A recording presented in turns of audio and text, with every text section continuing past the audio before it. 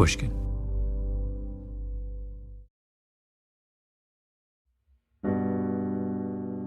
I grew up in what we call Calumet Heights neighborhood. It's just southeast side of Chicago, painted by violence and health inequities at a time where it was not nice to live in that neighborhood, at a time where it was very dangerous, where it was very gang-ridden. Yes, there's still a lot of violence today in Woodlawn.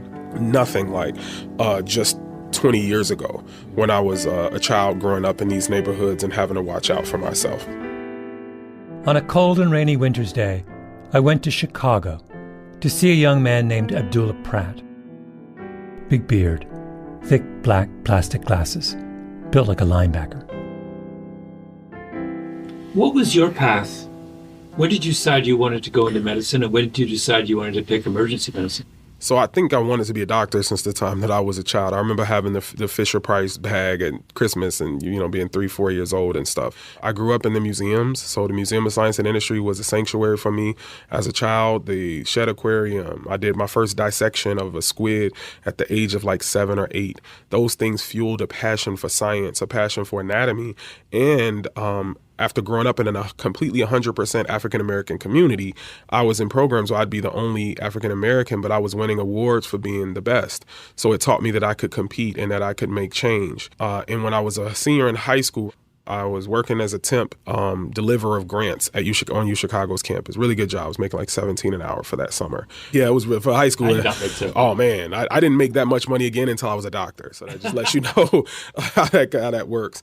But I remember asking people like, hey, I live in Woodlawn a lot. I'm in Woodlawn a lot. And there's a lot of violence, a lot of social inequities. You ride your bike or walk 2 blocks and it's this beautiful campus.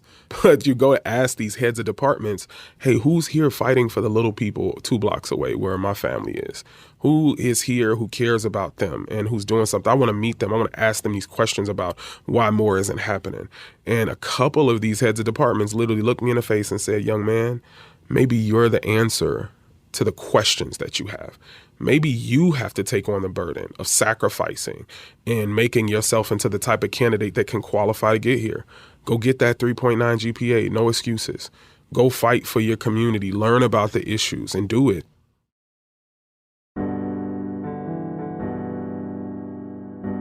My name is Malcolm Gladwell. You're listening to Revisionist History, my podcast about things overlooked and misunderstood. This is the final installment in our mini-series on gun violence.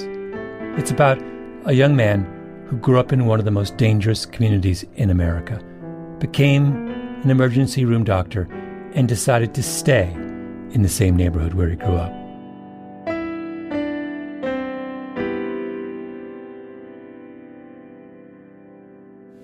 How many people from growing up do you know who died?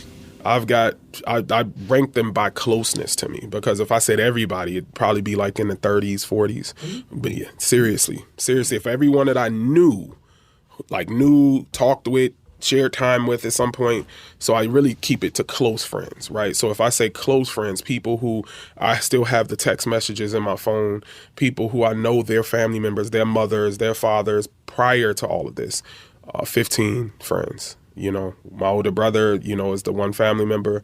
My closest friend in the world, the day that my brother died, and I said, hey, I lost my brother and you the closest thing I got to brother, that person was murdered, right? And all of them are leaving behind children. All of them were great fathers who I think many of them, our last conversations were about parenting and fatherhood. Close teammates, right? So I've had 3 close teammates just from my one high school team all be murdered. I've had youth that I mentored with some of the teams that I coached that were murdered. And many of them pronounced dead right in this trauma bay once we were finally able to get a trauma center. Some of these close friends I had to pronounce dead myself. I had to tell their own family members that their loved one was no longer here. And as you can imagine, just to paint the picture for you, imagine, walking into a room, you prepare yourself to tell this family member of your close friend that they're no longer here. And the first thing that family member says, they see you and they light up. They forget why they're there for a second. They say, oh my goodness, Abdullah, or hey, Dula, hey, we were just talking about you. How are you? They forget that their son or daughter was shot. And then now the first words out of my mouth, which is the evidence-based way to do it, is to say they did not make it. So now they go from the highest of highs to the lowest of lows. I've had to do that about 5 times in the last 3 years. Only one time have I been forced to stop working the shift, but usually I finish these usually early in my shifts, and I keep working because if I stop, then you think about it all, you know, and you prepare yourself for the worst walking into any shift, especially when you grow up in a neighborhood.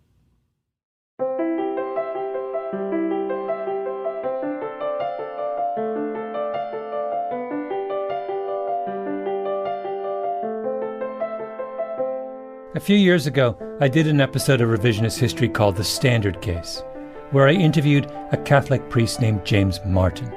He said something I've thought a lot about since. If you're a long-time listener, you may remember this moment. No, one of my professors of moral theology at Boston College, who I think you'd really like in terms of his writing, Jim Keenan. I met with Jim Keenan in Rome. Perfect person to talk to. He points out that for Jesus in the Gospels, sin is usually not where people are weak but trying, people are really struggling, but where people are strong and not bothering. So, for example, the Good Samaritan, the priest, and the Levite they don't bother. They just don't bother. They could help the guy, but they don't bother. So Jim Keenan said, for Jesus, sin is a failure to bother to love. In the story of the Good Samaritan, a man is beaten and robbed and left for dead at the side of the road. And one by one, men of faith, holy men, pass by without stopping, move to the other side of the road. They aren't complicit in the attack. They would never do anything like that themselves. They just choose to look the other way. And that, Keenan says, is the sin. Sin is indifference. Sin is the failure to bother to care. That is what this series has been about. There is a deep river of blood flowing down America's streets, and yet it seems hard to get anyone's attention.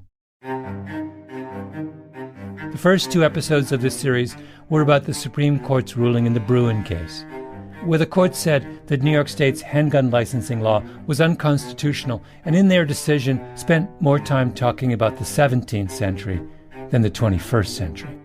You do that when you're indifferent. The president stands up and says we have to ban assault rifles, even though the guns he wants to ban aren't much different from the guns he didn't want to ban. You're that sloppy on a crucially important question when you've given up on any kind of meaningful change. Our success at treating gunshot wounds has lulled us into complacency. That was episode 4. We have hospitals in the wrong places for the dumbest of reasons. That was the 5th installment. The deeper I got into the subject of gun violence, the more bleak things seemed to be. So for this, our final installment, I went to Chicago and sat down with Abdullah Pratt in a little windowless room in the basement of the University of Chicago Hospital. And he showed me what bothering to care looks like.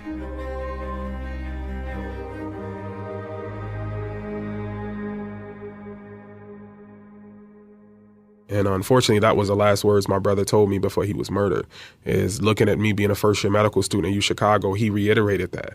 Like, hey, little brother, this is all good, that you got a nice apartment, you got awards, you're doing good things, you're chapter president of your Student National Medical Association, but there are 2 types of people in this world. There are people that do for themselves, and there are people who do for others. The people who do for themselves, they get rich, they make money, they live somewhere else, but we call those sellouts. And then the people who do for others, they get broken by this. They end up poor. They're not able to actually have the impact that they want to. Abdullah's brother's name was Rashad. He was Abdullah's best friend and protector.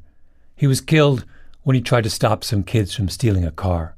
He said this in lesser terms, but he said, maybe if you're as smart as that I think you are and as these awards are trying to say you are, maybe you'll be one of the first people to figure out how to do both, how to be able to protect your family, do well for yourself, grow your initiatives, and do for those at the very, very bottom, like your aunties, your best friends on the block, those type of people. And he said, if you can do that, I'd be so, so proud of you.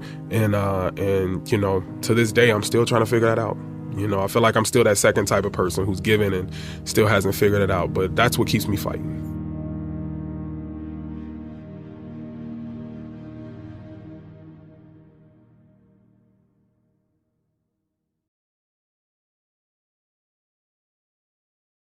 When I met with Abdullah Pratt, I asked him what the busiest night of the week was at a trauma center.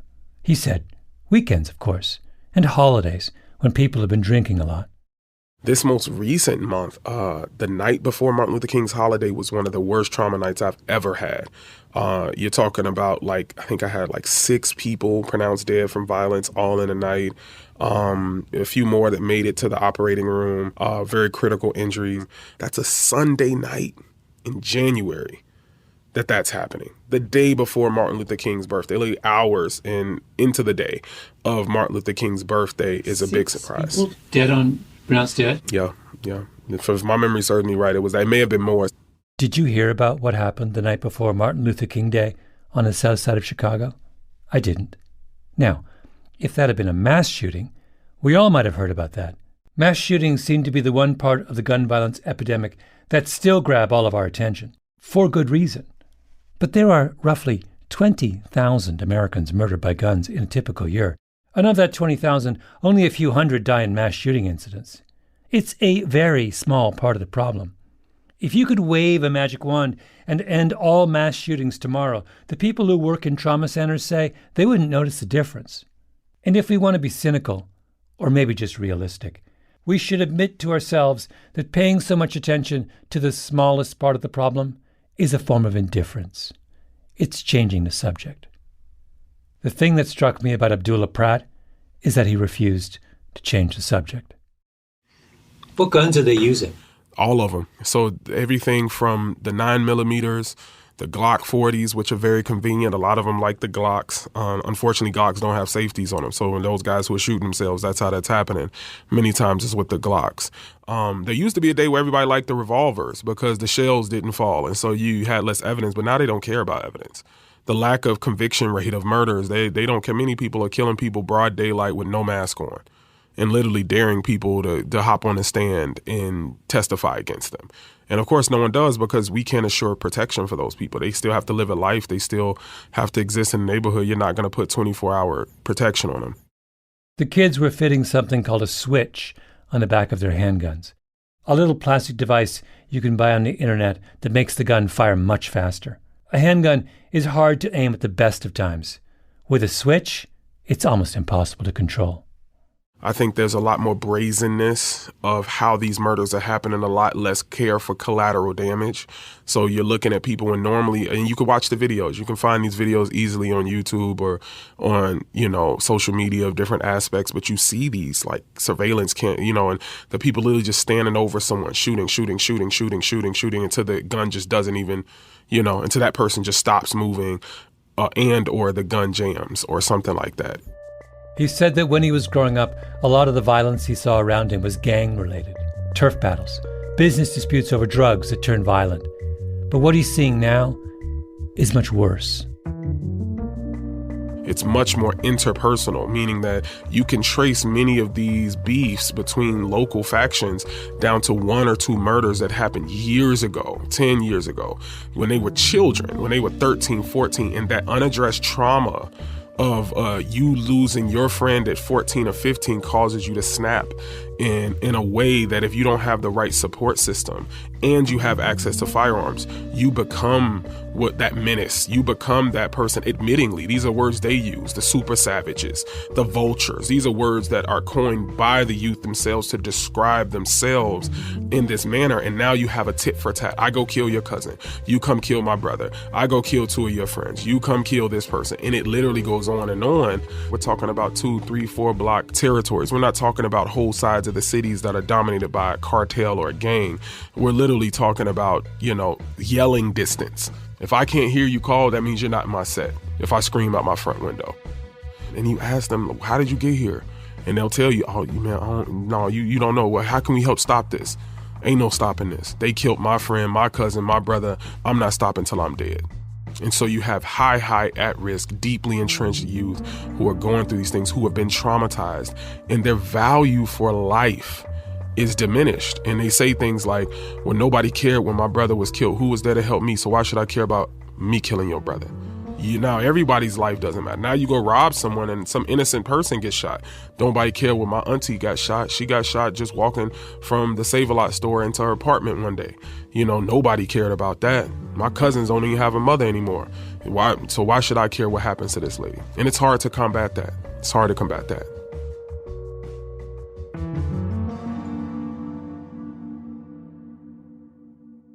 I began this series believing in stricter gun control, as you expect I would as a good Canadian who lives in a blue state.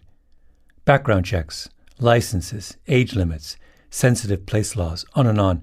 I still believe in all those things, in the abstract, but after I sat and listened to Abdullah Pratt, I realized that very little of what I thought of as a solution would actually solve the problems he was talking about. Can you really pass a law and make a big dent in this kind of a problem? Expecting laws to handle this kind of violence is what we do when we're not really paying attention. This is all the scoreboard. Another word that's coined by our youth is check the scoreboard. So let's see how many people of yours we've killed, how many people you killed of ours, who's up. So it definitely is a competitive thing. It's a clout thing, an attention thing too. So you can make your name off who you kill, even if you have nothing against that person. Just by saying, I shot that person, everybody's mad, everybody's heard about that, look at me. When you place yourself in the shoes of a young man or woman who's never had a room full of trophies, never had the awards on their mother's refrigerator, they've never had anything to take pride in that says, I'm good at something, I'm a winner, at least at one thing. They don't even have that. And they feel like their whole life they've taken nothing but losses to their pride. Every day someone's stepping on them. Every day somebody's telling them what to do. Every day this. So when you run into somebody, you're like, listen, I'm not doing that again today. Today I will not take another L. And in those different types of situations, something like, hey, I'm a big name now because I shot and killed somebody. That may be the first time that anybody gave them any type of respect, any type of admiration, and adoration, unfortunately, happens. This may be the first time that girls know your name. So you might have went to high school, you were the one that maybe struggled to read. Maybe you had learning disabilities that were unaddressed. You didn't have the finances to dress in the nicest clothes. And now you're somebody. All of a sudden you wake up and people are talking about you on Twitter in these spaces, these very entrenched spaces, or on Snapchat or whatever the case is. And to many, that's a powerful position because for once they can control something. They can cause fear in someone. For a 30-year stretch starting in the early 90s, Chicago didn't have a trauma center on the south side of the city. So if you were shot there, you had to be taken to big hospitals at the other ends of the city, north to Northwestern or Cook County, or west to Advocate Christ Medical Center, which meant that if you were shot on the south side, you were far more likely to die in the ambulance before you got to the hospital. We talked about that in the previous episode.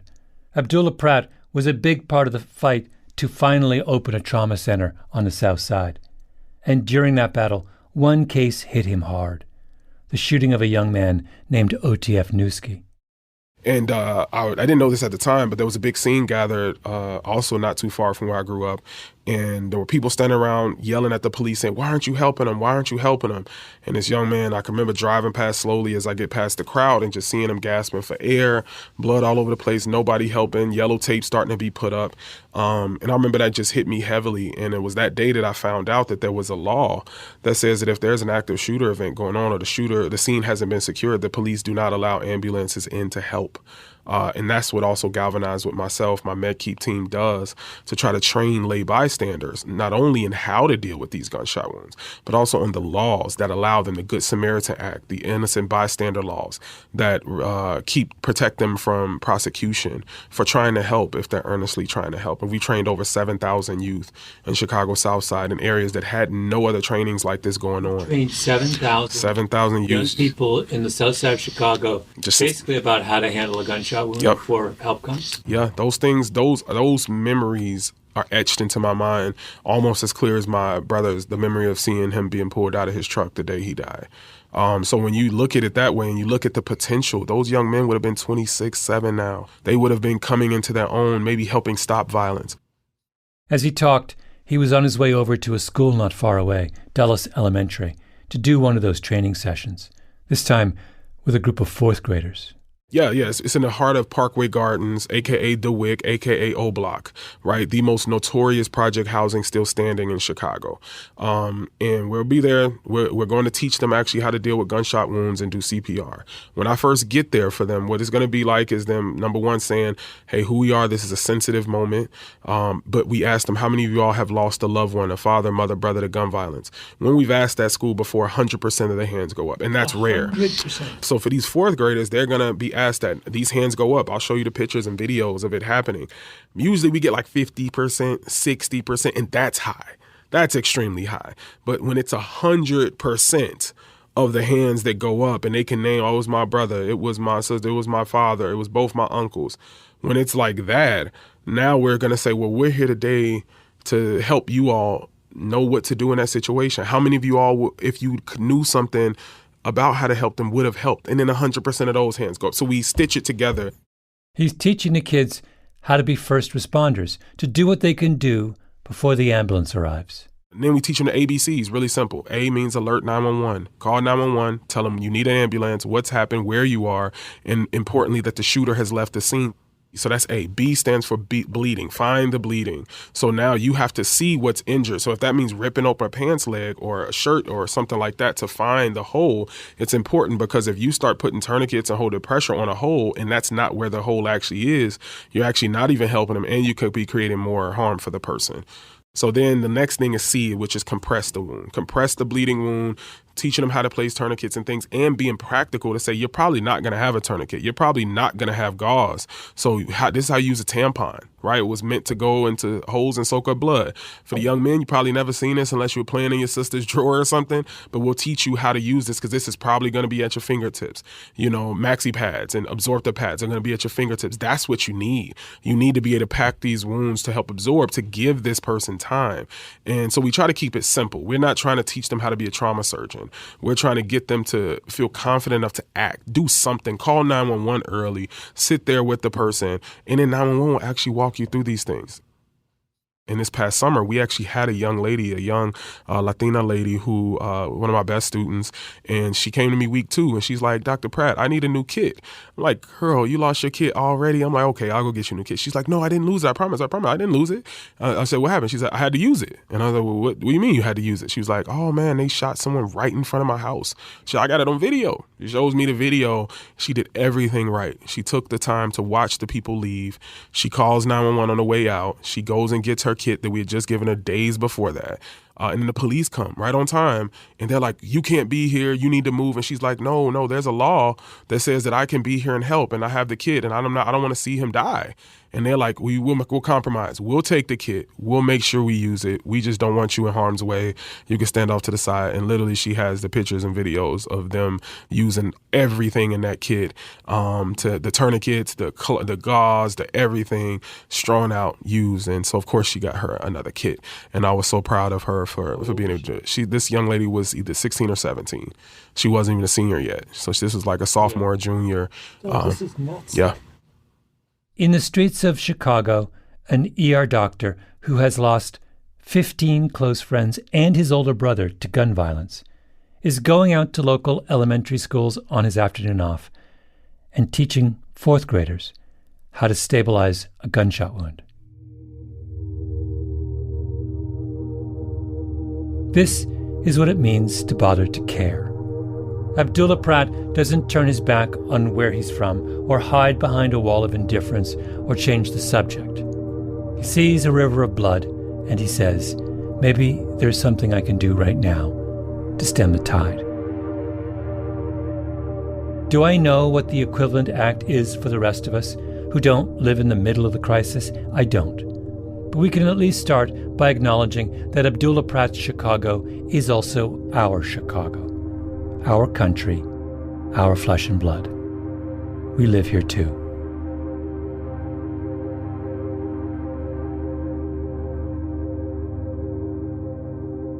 I just want to feel the youth to feel empowered many times. I just want them to feel like they have ownership of their own community and that they are the best position to solve these problems. There is no one, some big chariot, some messiah that's going to come through that's a politician that's going to fix your problems. It's going to be on you. That's what history shows us. There is no one, no messiah, no politician who's going to fix your problems. It's going to be on you. No one should have to give that speech to a room full of fourth graders. Sin is the failure to bother to care.